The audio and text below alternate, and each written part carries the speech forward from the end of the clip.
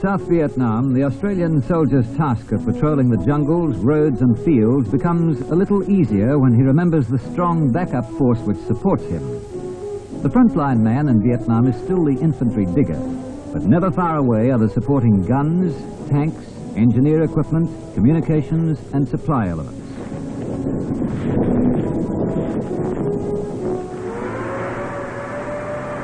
There is the heavy Centurion tank, which provides accurate, close fire support. Artillery gunners support the war effort with their own brand of heavy firepower. Their gunfire prevents the Viet Cong interfering with our operations and Blankett's attempts to develop his own.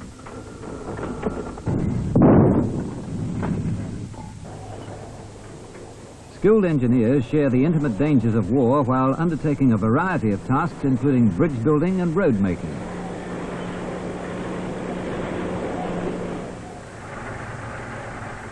Signalmen maintain communications throughout Vietnam and back to Australia, and the signal center at the task force headquarters can be reproduced anywhere in the field. Teletype, telephone and radio links can all be provided from a vehicle-mounted center.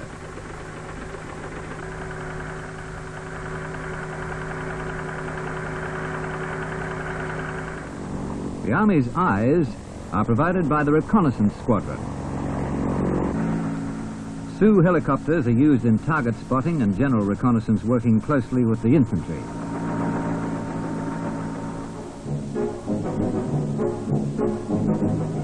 Since 1966, the task force area at Nui Dat has been progressively developed.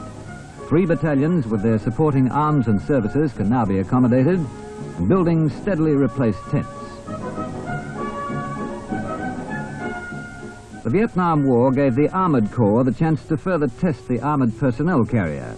It gives the soldier mobility, but maintenance is a never-ending task. The APC, as it's called, is well armed and carries up to 11 fully equipped soldiers protected from small arms fire. Along with a tank squadron, the APCs provide the digger with close fire support. They are air portable and can operate through water. While enemy forces walk miles to mount attacks, Australians often ride from their base into operations.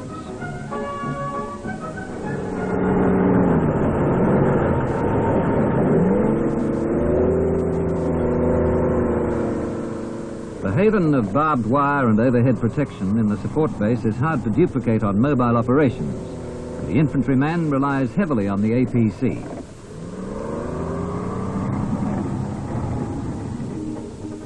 A task force headquarters can be readily located in the field to closely control battalions and their supporting arms on large operations. An armored personnel carrier is used as a command vehicle. From here, signals personnel can control all forms of communication. Messages are transmitted between the forward headquarters and the rear headquarters at Nui Dat, and, if necessary, even Australia can be contacted through Saigon within minutes of arriving on the site.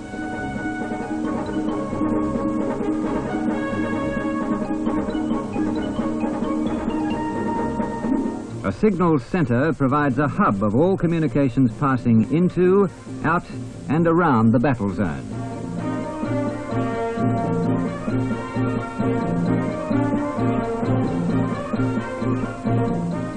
Close by, a fire support base will be set up to provide swift artillery response to calls by the infantry.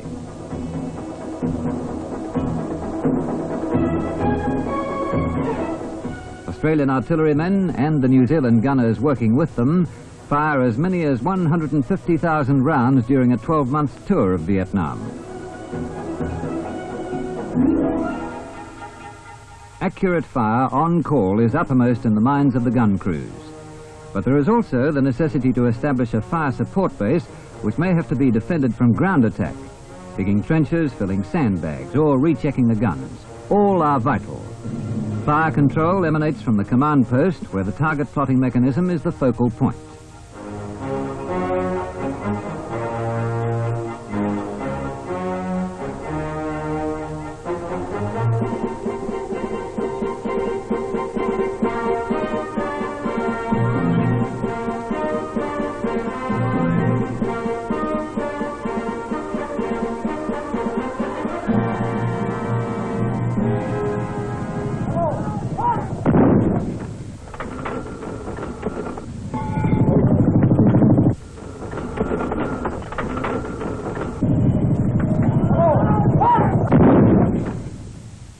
Artillery fire can tremendously affect the enemy effort, but it must be on time and on target. Light aircraft of the Aviation Corps are an important feature of the Australian support effort. Reconnaissance, artillery spotting, aerial photography or medical evacuation could keep aircraft operating every day for up to 5 hours at a time.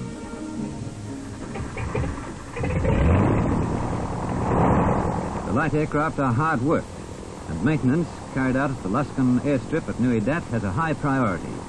Fitted with rockets of the folding fin type, the Cessnas can engage opportunity targets, but usually call on strike aircraft for enemy engagement.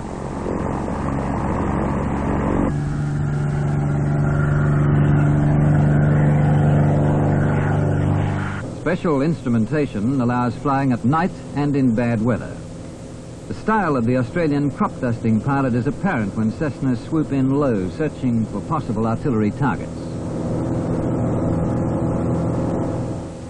Artillery spotting is the major function of Army pilots, who often are the only eyes of the gunners. Descriptions and map references must be carefully noted.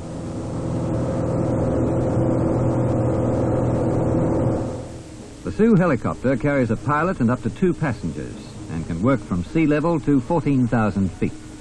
Pilots of strike aircraft are given targets through our Army liaison to the Air Force, using the Sioux pilot as the man on the spot.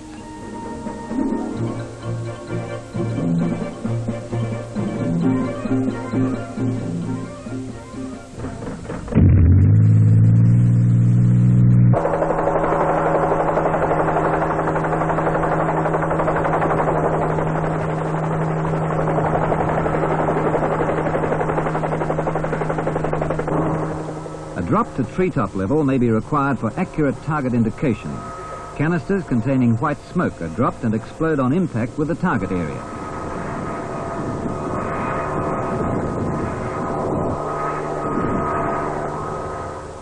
Accuracy is important to the strike aircraft, which may commence their strafing run 5 miles off. The stage is set for a bombing run.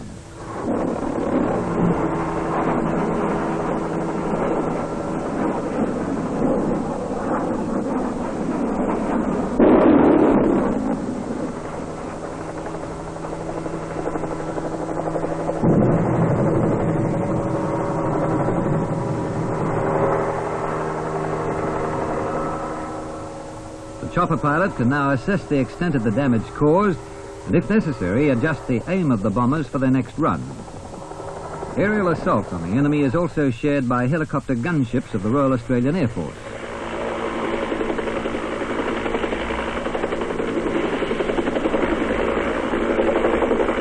The chopper pilot, in support of the infantry, has a direct radio link to the troops below, and Army signallers relay details of the support required.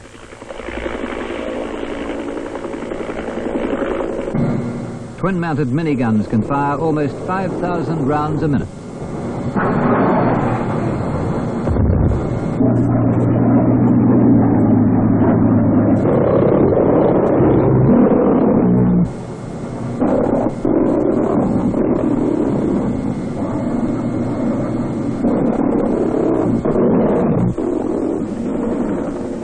Twin-mounted machine guns provide a devastating barrage.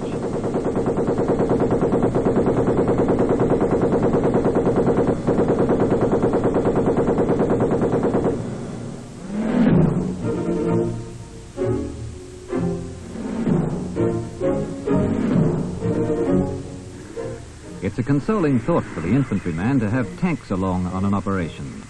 Heavy support from tanks can stifle a powerful pocket of resistance within an enemy camp.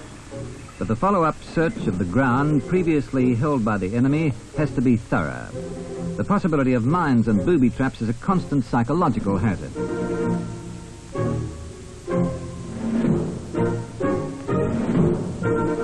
Drills for searching enemy camps are well practiced.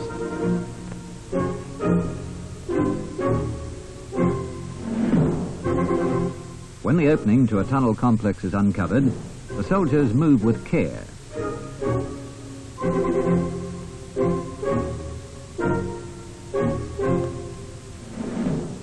The Army's Intelligence Corps record everything of importance. As the infantry penetrate forward, so does intelligence, sifting information on enemy movements and strengths. Every detail recorded will be used to form an overall picture of current Viet Cong activities. Knowledge of enemy equipment is not new, but its recovery is a vital aspect. Captured weapons and ammunition often are of modern Russian or Chinese origin, but some are very primitive and are leftovers from as much as 50 years ago.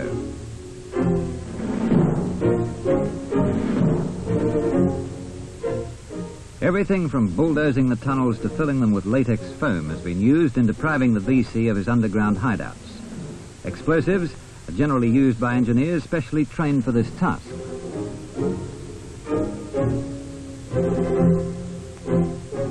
Engineers approach this task with confidence, but at times a tunnel complex has been known to hide a complete regiment. This job is not always simple, and the positioning of the charges takes some time.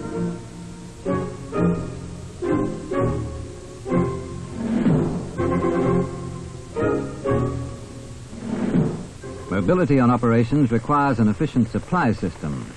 Back at base, Army Service Corps soldiers, combining with the RAAF, maintain a resupply chain which keeps the digger in the field content in the knowledge that his vital needs will be provided.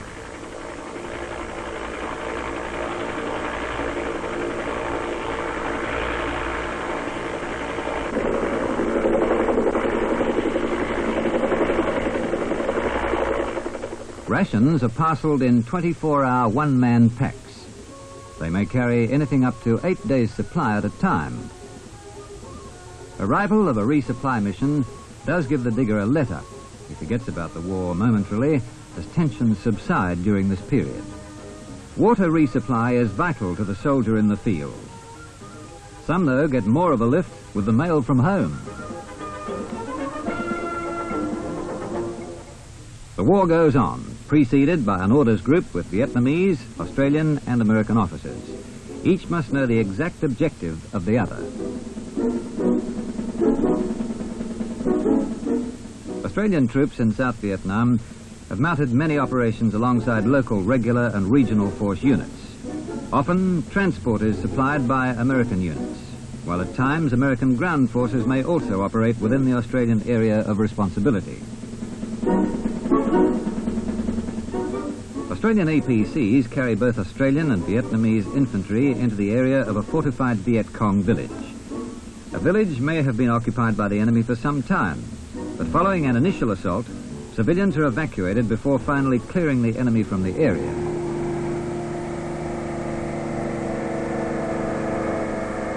There's a great advantage in using the armoured corps to mount a fast and effective operation. Troops arrive outside the village, some miles from the task force area, in a reasonably rested condition.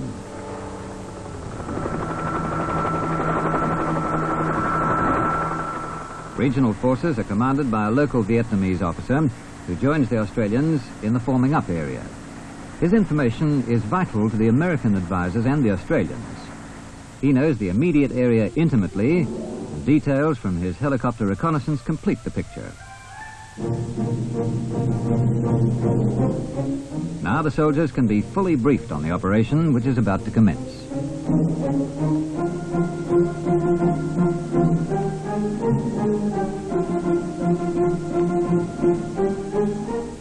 Armour gives close support to the infantry, and once the infantry have disembarked, the heavy vehicles move into position to harass the enemy while the Allied troops deploy. Later, they'll provide covering fire as the troops advance on the village. Armour may be allotted to guard possible enemy escape routes while the infantry forces become organized. On-the-spot fire from the tanks can be released the moment any resistance becomes evident in the village.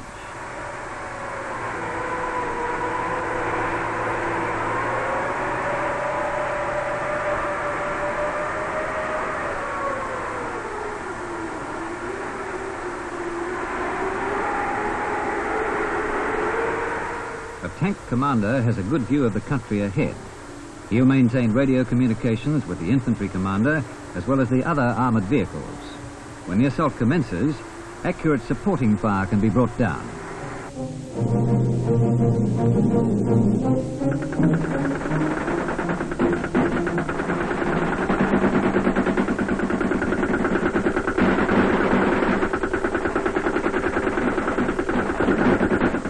Radio can be used to call in reinforcements while critical firepower is brought to bear before the final assault. Tanks can be repositioned at the will of the commander.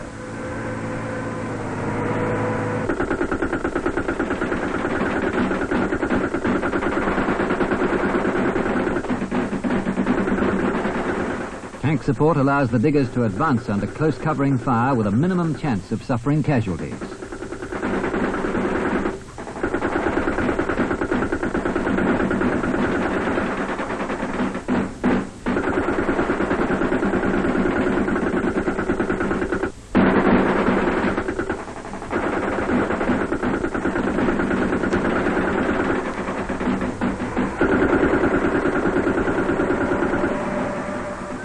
Tanks and APCs may move right into a village and give covering fire when called upon. Search in depth is necessary. Even in small villages, street fighting is well known to the diggers in this type of operation.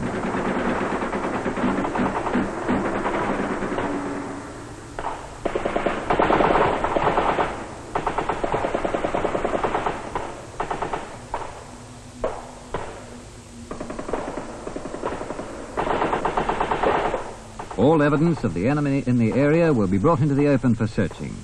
Even a VC's identification papers may yield an important factor in the latest communist recruiting trends.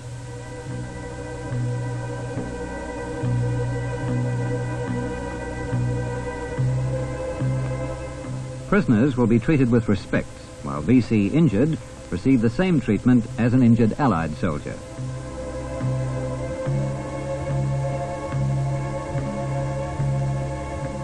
The work of interrogating the enemy suspects and documenting the captured equipment is very thorough.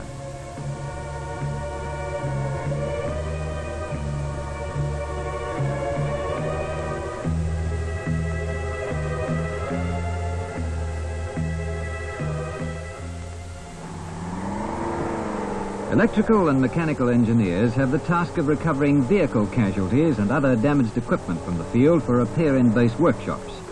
They could be called upon to repair anything from a stove in a field kitchen to the generator or steel tracks of a Centurion tank. Not all repairs are carried out in workshops. Some are carried out in the field using a mobile workshop aboard an APC. Spare parts are carried for most types of damaged and worn-out equipment. All members of the APC team, including the driver and crew commander, are qualified tradesmen.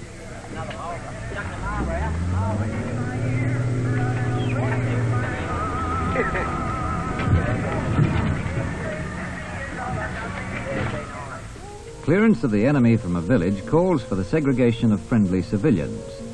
But the communist guerrilla looks like any other civilian and can escape a dragnet by hiding his weapon and joining the exodus to a fenced-off area where villages are screened by regular force soldiers.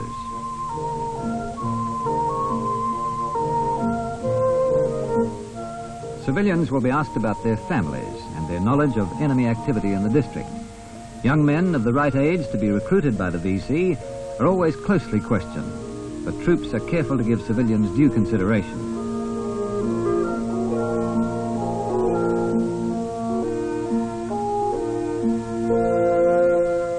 Cordon and search of a village not seen by the troops before may require the search plan to be constantly extended and amended.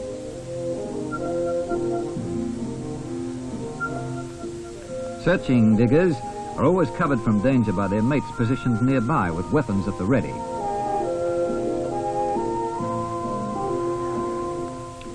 The Australian Civic Aid Program is a constant reminder of the overall objectives of the war effort. Winning hearts and minds is both important and appreciated. Both service and civilian doctors and assistants belong to the medical teams whose work in civic aid projects is one of the most effective. The dentist is badly overworked, but his expert hands cope with the fatigue of long hours.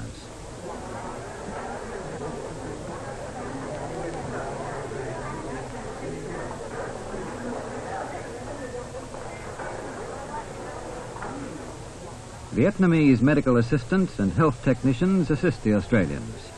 A technician of the Vietnamese Ministry of Health has qualifications equal to that of an Australian nursing sister.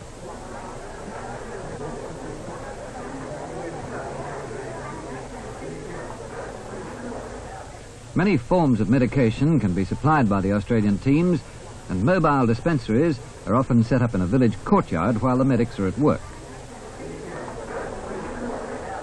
Civic aid includes the resettlement of villagers who may have lost their homes while fighting raged about them. Timber and galvanised iron is supplied through the Australian Civil Affairs Unit based at Nui Dat. A house to live in, food to eat, and a knowledge that Allied forces are ever ready to protect them is an important Australian contribution to the welfare of the South Vietnamese villager. Cooperation is the key word. Australians teach the villagers many building crafts as a requirement of the Civic Aid program. The aim is not to hand over a completed project. To ensure that the material is appreciated, the local people are expected to contribute their labour.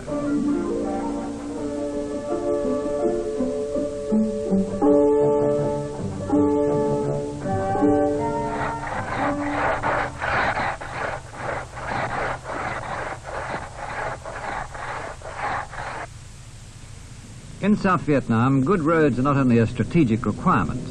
The people of this unfortunate country must trade to survive. Australian engineer road builders enable trade to go on economically by providing the vital links in the form of well-made roads.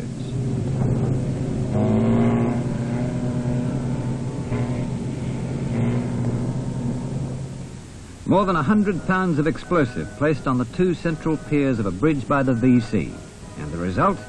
A 100-foot gap in one of the major road links in a province.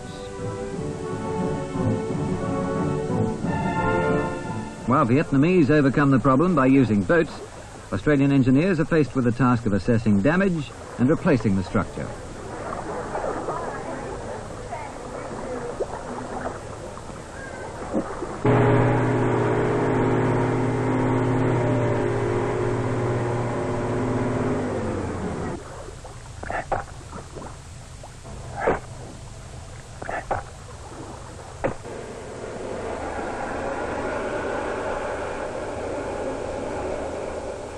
Army engineers are specially trained in bridging and gap crossing. The quickest way to reopen a route is to put in an American floating bridge. The temporary measure allows the engineers more time to consider the technical problems associated with permanent repairs.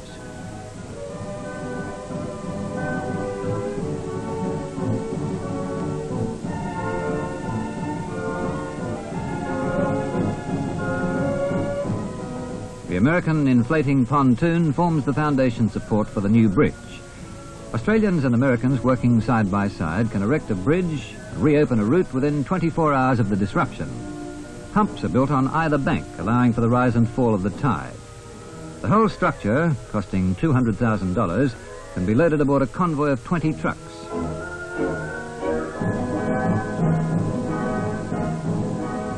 The completed bridge enables local villagers to once more travel with minimum inconvenience, while also carrying most forms of military equipment.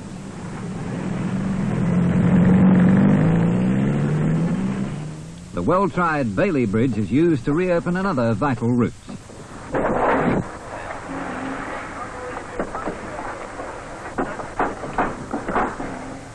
Construction engineers have the use of modern, heavy earth-moving equipment.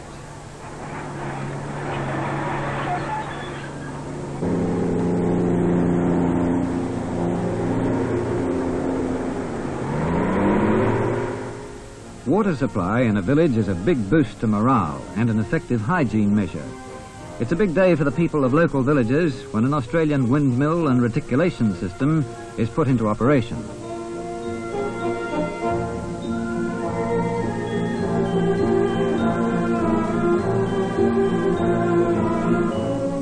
New furniture is often supplied for schools by Australian soldiers.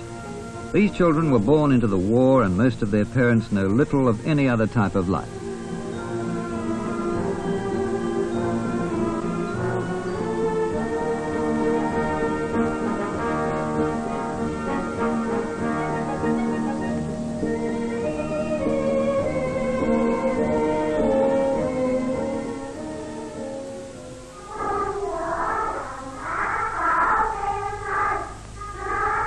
They like to display their appreciation with a song of praise for the efforts being expended to restore their troubled country.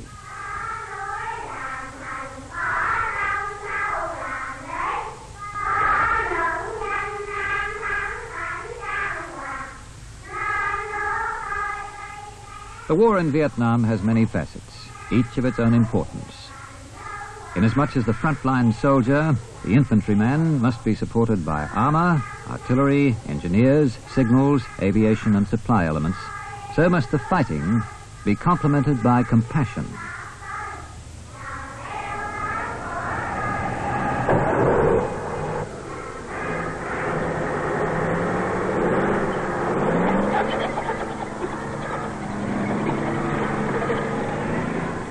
Every soldier is an ambassador.